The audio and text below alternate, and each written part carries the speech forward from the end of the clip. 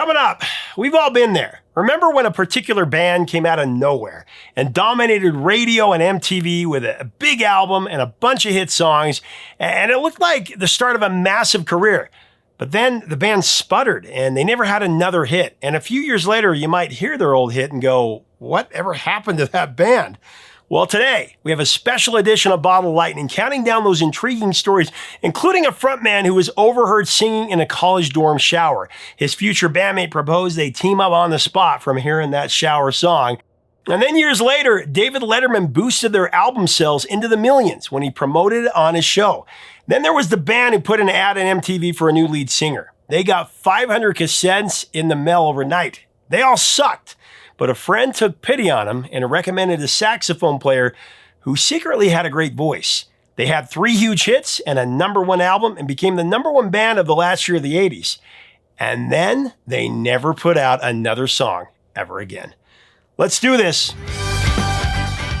Hey, music junkies, it's time for a little Bottle Lightning. MTV couldn't get enough of their videos. Radio had their songs on repeat. Their albums went multi-platinum.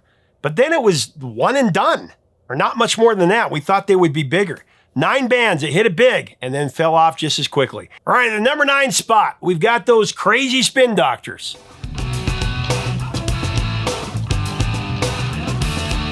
You know, there were plenty of jam band blues rockers in New York during the early 90s, but the Spin Doctors stood out from the pack, even if only for that one album. Frontman Chris Barron's journey started out with a literal leap of faith. At the age of 20, he moved to New York City with just $100 and an acoustic guitar to join blues travelers John Popper in a band that they called Trucking Company. You know, Popper left to focus on his own thing, which we know. So Barron and guitarist Eric Shankman renamed themselves Spin Doctors, eventually adding drummer Aaron Comas. And there was also bassist Mark White to the lineup. That happened in 1989. The band recorded their fabulous debut, Pocketful of Kryptonite, in 1991 in tiny New York studios, and then they hit the road hard. Epic Records initially did little to promote them, so the band forced their own breakthrough by playing hundreds of gigs over the next year. Then finally, in 1992, Epic released Little Miss Can't Be Wrong. It came out as a single, and the song hit number 17 on the Hot 100, and it spent multiple weeks at number 2 on the mainstream rock chart.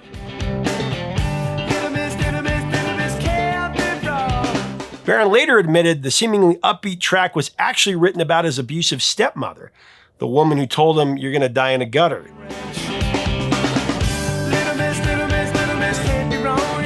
It was an underdog anthem born from real turmoil. And then came Two Princes, which Mike wrote when he was actually a teenager still.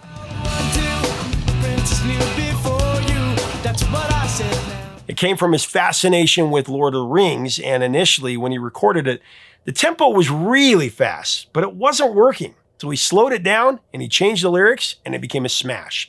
It hit number 7 on the Hot 100 and number 2 on rock radio. And that was the sound of the time for sure.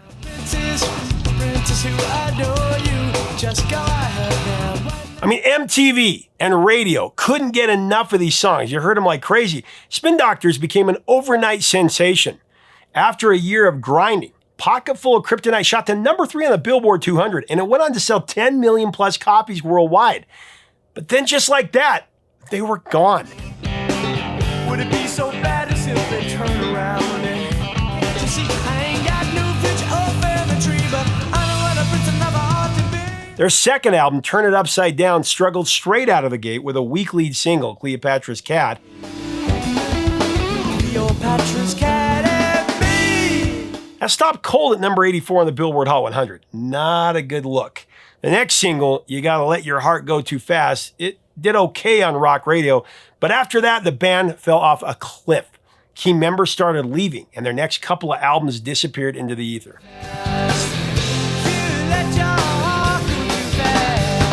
And then disaster truly struck. In 1999, Chris Barron suffered vocal paralysis. His voice just failed, and he was given a 50-50 chance of talking or singing ever again. But thankful for prayers that all of his fans gave him, Barron's voice did come back in 2000. But the silent breakdown put Spin Doctors on pause for years, ending the era of their greatest exposure. Since 2005, they've released 3 more studio albums. The most recent came in 2025, but nothing has come close to the 90s rock radio magic of Pocketful of Kryptonite.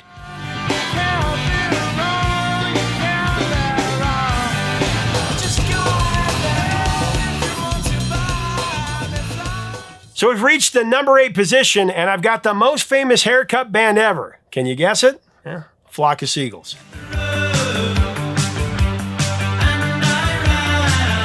The Seagulls may have been defined by their hair from the start, but according to frontman Mike Score, that was never the plan. The famously alien look wasn't crafted by a stylist, bassist Frank Maudsley. He flattened Score's hair right before an early gig and it stuck.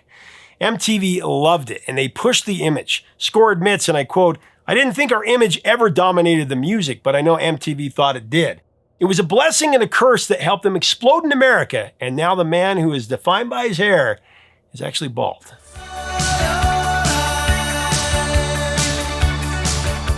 Now, the band's classic lineup consisted of Mike Score, his brother Ali Score on drums, guitarist Paul Reynolds, and Frank Maudsley on bass. They released their full self-titled debut album in 1982. Definitely a hypnotic slice of futurist pop. Now, the breakout single, I Ran, So Far Away, parentheses song, that came from an unlikely source. A Score spotted a UFO poster at Liverpool Zoo Records showing 2 people fleeing a flying saucer. And that image became the lyrical seed for the song.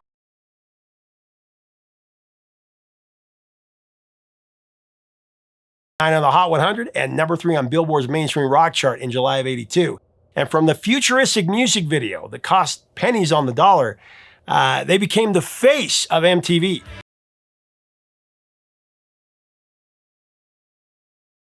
The follow-up single, Space Age Love Song, that one reached number 30 on the Hot 100.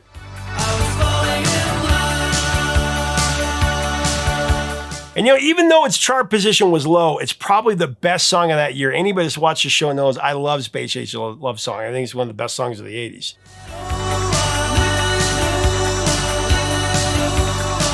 And to think, to this day, everybody still calls him a one-hit wonder. I see him on one-hit wonder countdowns all the time, even on MTV. Now, the LP climbed to number 10 on the Billboard 200.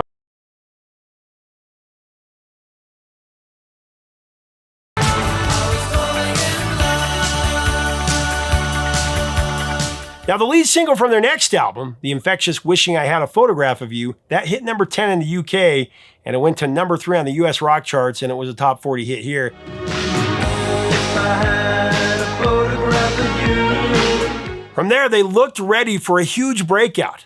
Their second album, Listen, hit the shelves months later in April of '83. But success, it was coming on faster than the band could handle it.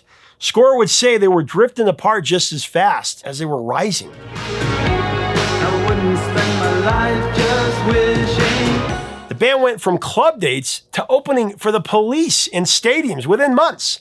But the rocket quick ascent that amplified personal riffs and guitarist Paul Reynolds left after their third album, 1984's The Story of a Young Heart. The band would then release one more album in the 80s, another in the 90s, and then after more than a 20-year hiatus from releasing studio albums, Flock of Seagulls has now dropped 3 more studio albums since 2018. Really cool. But really, when New Wave cooled, the band's momentum died with it. In 1982, they were the face of MTV, like I said. Just a few years later, nobody knew who they were. They really deserve better.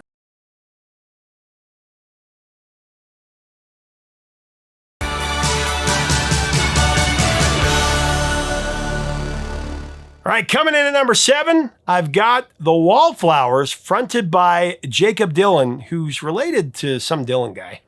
Hey, Mr. Tambourine Man, play a song for me. So Jakob was determined to build a band on his own terms and refused to mention his legendary father, Bob. In fact, Dylan went 6 years in interviews without uttering the word dad. Instead, Jakob paid his dues on the LA club circuit, jamming under the band's original name, The Apples. And by the time the Wallflowers released their self-titled debut for Virgin Records in 1992, Jakob had proven he was the real deal. Joined by Toby Miller, Rami Jaffe, Barry McGuire, and Peter Yanovitz. The album earned good reviews, but it didn't sell. Afterwards, Virgin's management changed and the Wallflowers found themselves without a label. Said Dylan, and I quote, "We've been on the road a while after the first album. Got home and then there was the big company mix-up and all the people we were connected with just disappeared." The band then signed with Interscope Records, and Dylan assembled a new lineup around founding member Jaffe. The follow-up took 8 months to record, with producer T-Bone Burnett at the helm, great producer. They brought in an eclectic cast of guest musicians, including Heartbreakers guitarist Mike Campbell and Counting Crows' Adam Duritz. When Bringing Down the Horse dropped in 1996, Man, it was a commercial juggernaut. The album peaked at number 4 on the Billboard 200 and went 4 times platinum. The singles dominated rock radio from there. 6th Avenue Heartache, that hit number 8 on the modern rock charts. 6th Avenue Heartache. Then came One Headlight, which became the first song ever to reach number 1 on all 3 of Billboard's rock airplay charts, the first ever.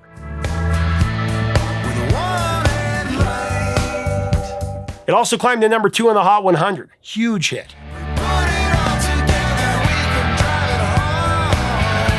The third single, The Difference, that reached number 3 on the mainstream rock charts.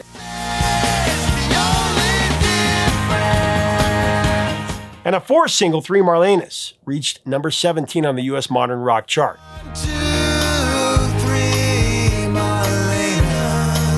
In the wake of their sophomore album success, the band released a cover of David Bowie's Heroes for the 1998 Godzilla soundtrack. Do you remember that? That one reached number 4 on the mainstream rock charts.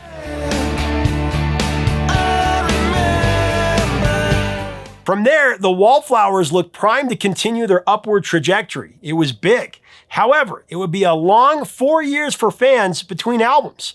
By the time they released their third LP, Breach, their momentum had started to slow. They did score a number 1 adult alternative airplay hit with Sleepwalker, but despite a continued barrage of adult alternative hits, actually 13 top 10s, album sales fell off the map.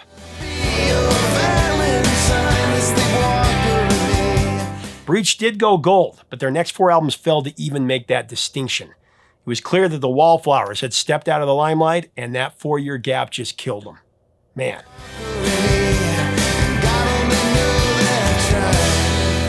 All right, coming in at number 6, I've got a band that I loved as a kid, Mr. Mister. Take these broken wings. Now, before Mr. Mister became chart-topping stars, they were the guys behind the scenes. Now, frontman Richard Page and keyboardist Steve George, they were seasoned LA session musicians. They lent their voices and talents to a lot of things. Everybody from Kenny Loggins to Donna Summer to Chaka Khan, Ariel Speedwagon. The silk voice Page, he even sang backing vocals for Motley Crue's Shout at the Devil and Twisted Sister's Stay Hungry.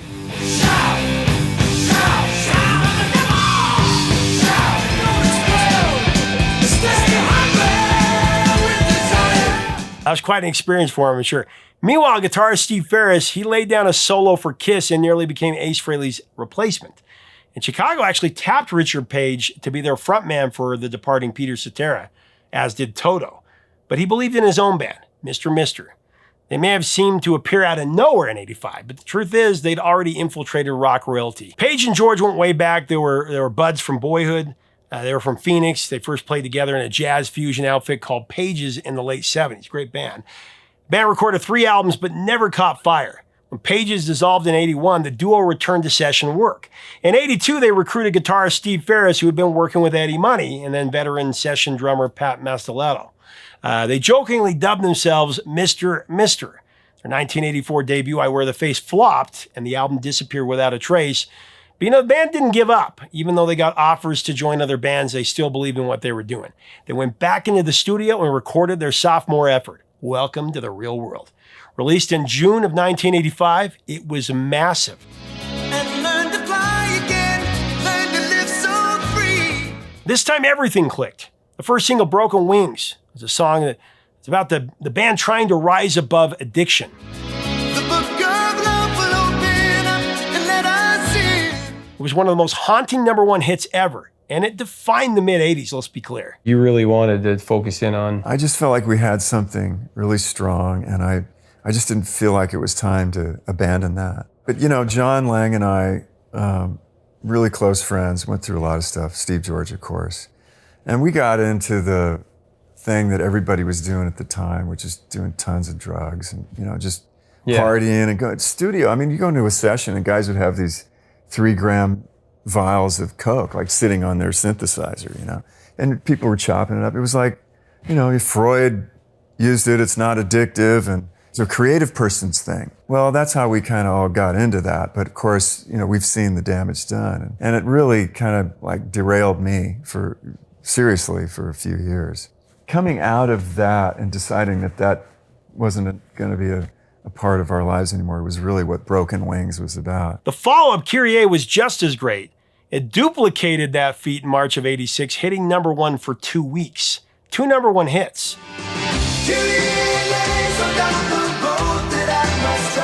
And that same week, Welcome to the Real World topped the album charts on its way to platinum sales.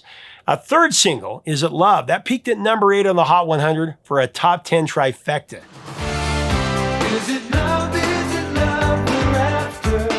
I love this album. Mr. Mister was my favorite band when I was like 10 years old. I got my dad into them.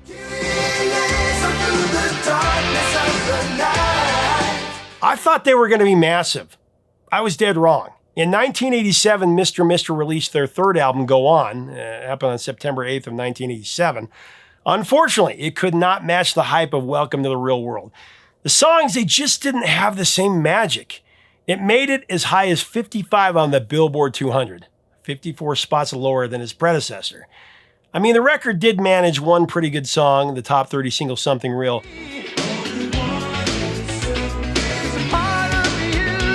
But this was the end of Mr. Mister's commercial run for sure.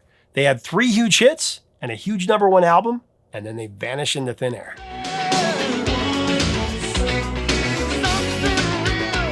Coming in at number 5, I got a wild card for you, Candlebox.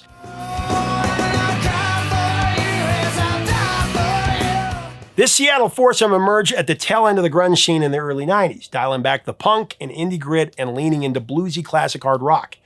It was grunge, but really more polished. And while that rubbed some purists the wrong way, mainstream rock radio ate it up. The band formed in 1990 when singer Kevin Martin, who had grown up bouncing between Illinois and San Antonio, teamed up with drummer Scott Mercado. Now, they started out being called Uncle Duke, but after adding lead guitarist Peter Klett and bassist Barty Martin, they landed on Candlebox, borrowing the name from a line in a Midnight Oil song. Boxed in like candles, polar bear pride. From there, the band scraped together everything they had, and they pawned their gear to cut an 8-song demo. They laid it all on the line. Less than a year after forming their demo, it landed in front of Madonna's brand new Maverick Records. Maverick just loved the band. They loved what they heard, and they signed them. The label rushed Candlebox into London Bridge Studio in March of 1993 to record their self-titled debut, to get in on the whole alternative movement.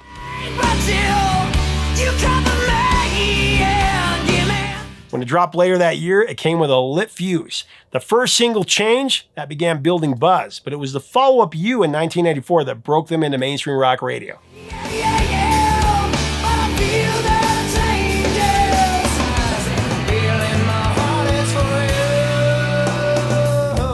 And then came Far Behind, a song that many fans thought was a breakup anthem. But Kevin Martin actually wrote it as a eulogy for Mother Love Bone's Andrew Wood. Very cool. Got great lyrics.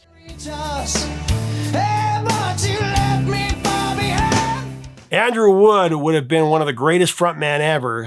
He came from the Seattle scene. He died before his time from Mother Love Bone and became Pearl Jam. Can't stand to see you dragging down, no. Far Behind was a massive hit on the mainstream rock and alternative charts. It even cracked the top 20 in the Hot 100. That exposure sent Candlebox's LP into the Billboard 200's top 10. It eventually sold 4 million copies, quadruple platinum.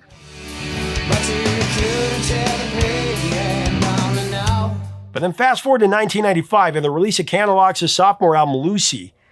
The band had a drastic drop-off. Now, Lucy reached number 11 on the Billboard Hot 100. However, it only certified gold, and its single didn't make much of an impact.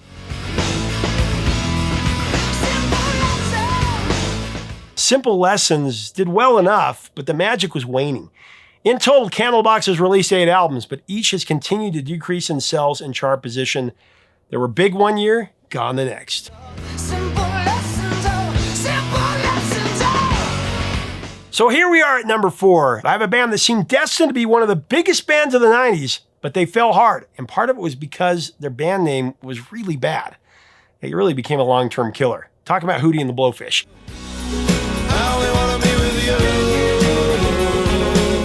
Hootie and the Blowfish owe their entire existence to a college dorm shower singing session, actually. No kidding.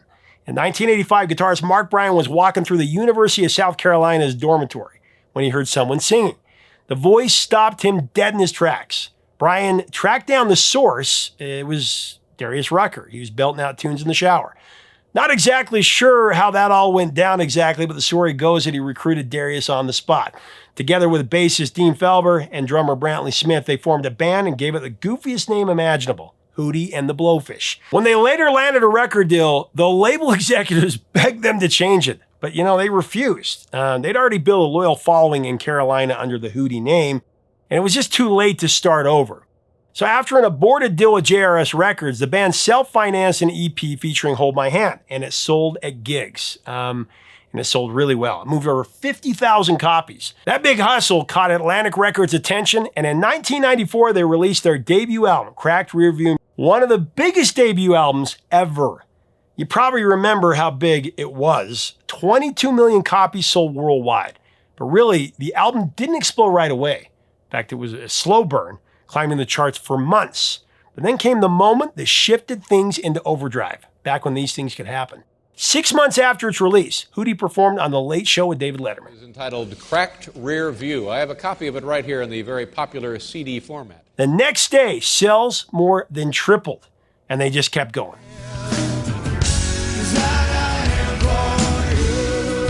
It wasn't long before Cracked Rear View hit number 1, and the singles, they kept coming. Hold My Hand reached number 10 on the Hot 100.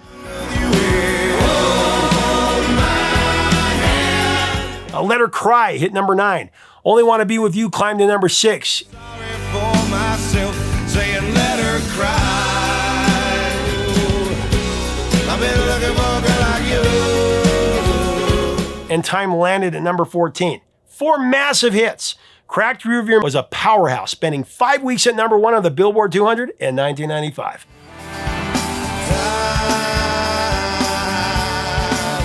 I mean, this was dad rock before dad rock was a term. My dad had the album, and so did a lot of his friends, right?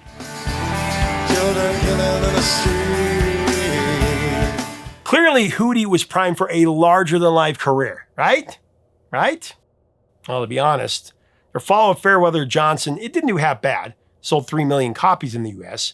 It also went to number 1 on the Billboard 200. It scored the number 13 hit Old Man and Me, When I Get to Heaven.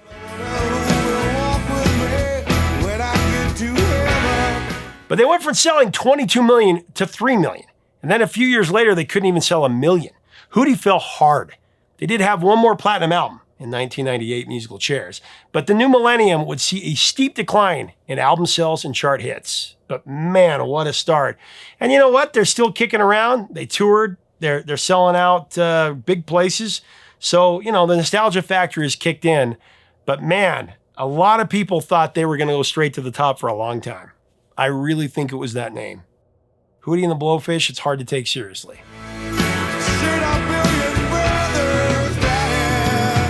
At number 3, I've got a big one. Fine Young Cannibals.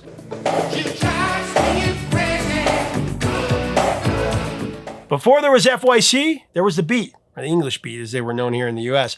They were a lot bigger in the UK though, but they did score some dance chart hits like Mirror in the Bathroom and To Save It for Later. Mirror in the bathroom, you're my mirror in the bathroom. Save it for later, let me down sooner or later. When the English Beat split up in 1983, everyone got the memo right away.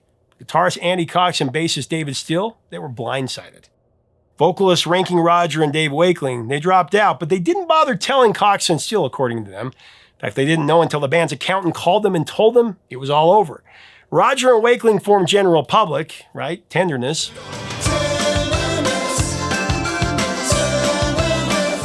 But Cox and Steele wanted to keep going. They placed an ad on MTV inviting vocalists to audition for their new band. The ad generated 500 cassette submissions overnight. But according to Cox, the quality was downright depressing. But it was a great experiment because out of that desperation, a friend took pity on him and suggested a guy, Roland Gift, a musician the Beat had actually toured with.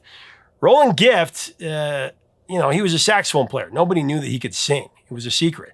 When they heard Gift's incredible falsetto, though, they knew they hit the jackpot. We're sorry. Won't you come on home? The trio went by the Fine Young Cannibals, named after a 60s jazz film, and officially they formed in 84.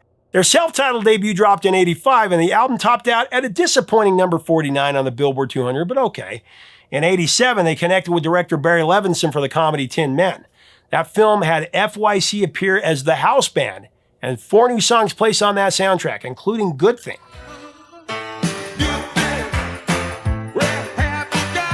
When the label pushed them to record their second LP, The Raw and the Cooked, the guys nicked those 4 soundtrack songs to pad the album.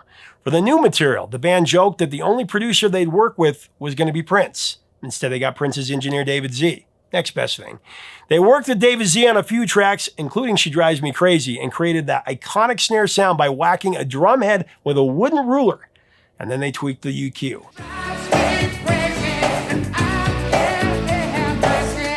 The Raw and the Cook dropped on January 13th, 1989, and man, it exploded out of the gate. The album topped both the US and UK charts, spending 7 weeks at number 1 here. She Drives Me Crazy and Good Thing, they both hit number 1 on the Hot 100.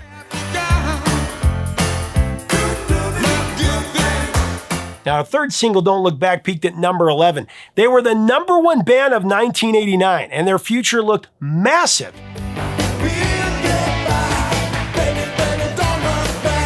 But amazingly, they never put out another album and disappeared. The pressure of success likely killed the follow-up album. A Gift said, and I quote, they were told that their next record had to be even bigger.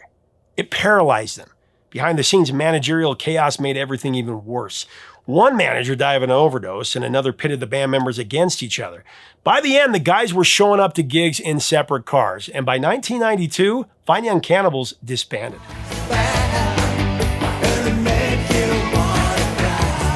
A compilation album, The Finest, that surfaced in 96, had a few new tracks, but no one really noticed here in the States. It's crazy, they were the number 1 band in 1989. They only could go up from there, and they never released another single, another album, and they just disappeared. I just don't understand how that happens. How does somebody not figure out how to make Fine Young Cannibals keep going? I think they would have been much bigger. I think they would have had 3 or 4 other big albums after that, had they had put it together.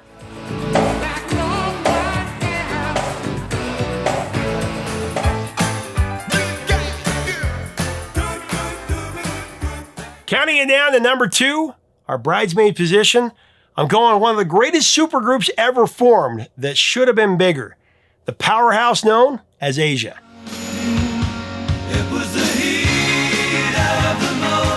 Asia was a supergroup built backwards, really. Instead of prog legends coming together to make experimental music, they were reverse engineered for radio. Geffen's ace A&R man John Kalodner assembled a Frankenstein's monster of prog pedigree in early '81. John Wetton from King Crimson, Steve Howe and Jeff Downs fresh from Yes, and Carl Palmer from Emerson, Lake and Palmer. Kalodner pushed for a radio single. So Wetton and Downs said, what the hell? And they knocked one out in an afternoon. Heat of the moment in an afternoon.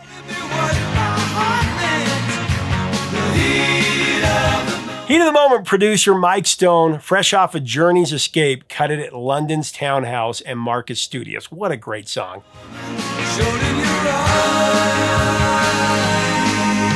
When Asia's self-titled debut dropped in 1982, critics dismissed it as unadventurous and overly commercial. They ripped it apart, I remember that. But you know what? Music lovers knew better. We bought it in droves. The album spent 9 weeks at number 1 on the Billboard 200. It became the year's best-selling album. In America, at least. Heat of the Moment hit number 4 on the Hot 100 and number 1 on mainstream rock.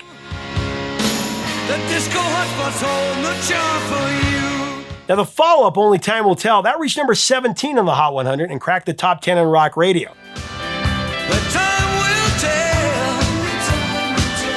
There was the third single, Soul Survivor, great song. That survived to become a mainstream rock top 10 hit.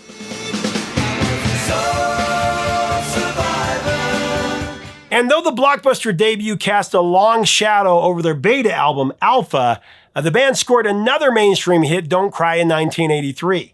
That reached number 10 on the Hot 100.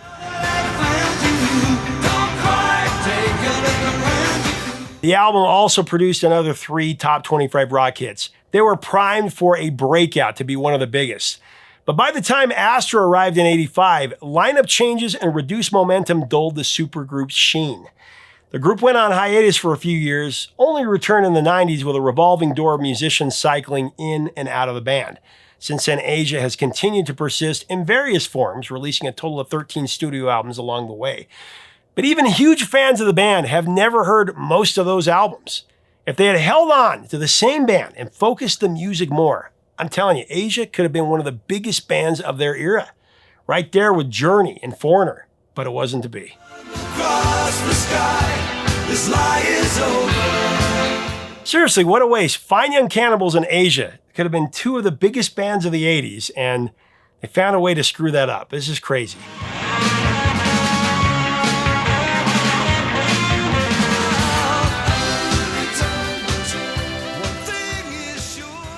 All right, in at number 1, numero uno, I've got Business as Usual with Men at Work. And she said, do you come from a land down under? I chose these guys because in 1982, they were one of the biggest bands in the world. And they did what only a few artists have ever done in music history. They spent 15 weeks at number 1 on the charts. It all started in Melbourne, 1977. Frontman Colin Hay met guitarist Ron Streichert at a backyard jam, and they felt instant musical chemistry. The two formed an acoustic duo that evolved into Men at Work in 1979, named after a construction road sign that Hay saw everywhere. He figured a name that people already had in their eyes would stick in their minds. Within months, the duo expanded into a full band, and over the next 2 years, Men at Work became regulars on Australia's pub circuit, eventually becoming the highest paid unsigned band in Oz. By 1981, they landed a contract with Australian Columbia, and they released Who Can It Be Now? The single became a huge hit in Australia, as did their debut album Business as Usual.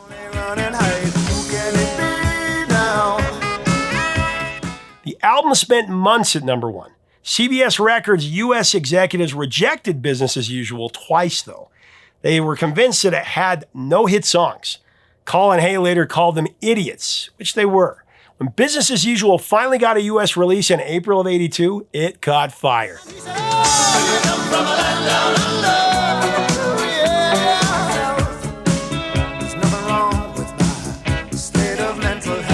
The album rocketed to number 1 on the Billboard 200 in late '82 and stuck around for 4 consecutive months. Who Can It Be Now? Hit number 1 on the Hot 100 in October of '82, and then Down Under took the top spot in January of '83. It gave him back-to-back chart toppers.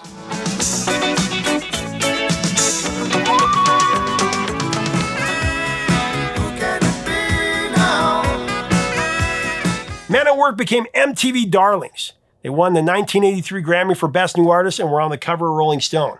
The first Australian band ever to top the US chart simultaneously for album and single, and it was a meteoric rise. I mean, they were neck and neck with the Police and Duran Duran at this time. They really were. They were killing it. And Men at Work's second album, Cargo, was recorded in '82, but they had to delay the release because Business as Usual would not quit the charts. It was still selling like hotcakes. When Cargo finally dropped in '83, it did reach number 3 on the US charts, and it generated 2 top 10 singles, Overkill and It's a Mistake. Overkill was really their best song, with its moody, introspective vibe. I love that song. From overkill, after crying, saying it's a mistake. But that would be it. As fast as Men at Work climbed is as fast as they crashed back down to earth. Success magnified tensions and heavy drinking within the group. By 1984, during preparations for a third album, the wheels completely fell off. Hay fired bassist John Reese and drummer Jerry Spicer over the phone. It's a decision he later said was not his best moment.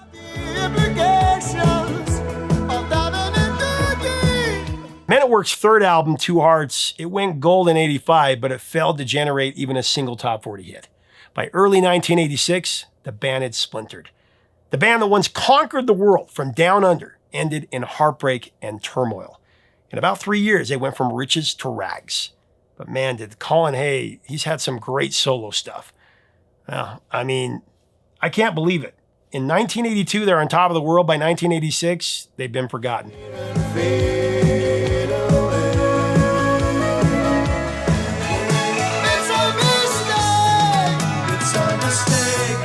That's crazy. These bands all, which ones do you think would have been huge had they have gotten that extra break that they needed?